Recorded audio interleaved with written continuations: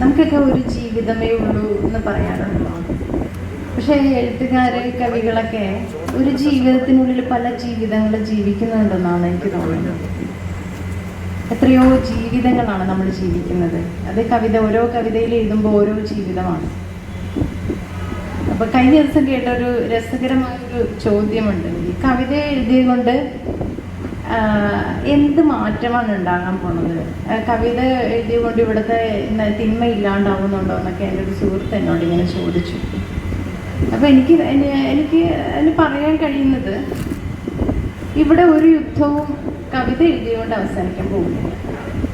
പണ്ട് മുതലേ ഈ കവിത സൗന്ദര്യ വർണ്ണന, പ്രകൃതി വർണ്ണന, അങ്ങനെ പലതരത്തിലുള്ള വർണ്ണനകളിലൂടെ അല്ലെങ്കിൽ കവിതയുടെ ഭാഷയിലൂടെയൊക്കെ ഒരു മനുഷ്യനെന്ന നിലയിൽ അവരുടെ ഉള്ളിനെ, ഒരു മനസ്സിനെ സൗന്ദര്യവൽക്കരിച്ചുകൊണ്ട് ഒരു മനുഷ്യനെന്ന നിലയിൽ അവർ നവീകരിക്കുക എന്നൊരു കർമ്മമാണ് കവിതയിലൂടെ സംഭവിക്കുന്നതെന്ന് ഞാൻ മനസ്സിലാക്കുന്നു, ഞാൻ വിശ്വസിക്കുന്നു അങ്ങനെ.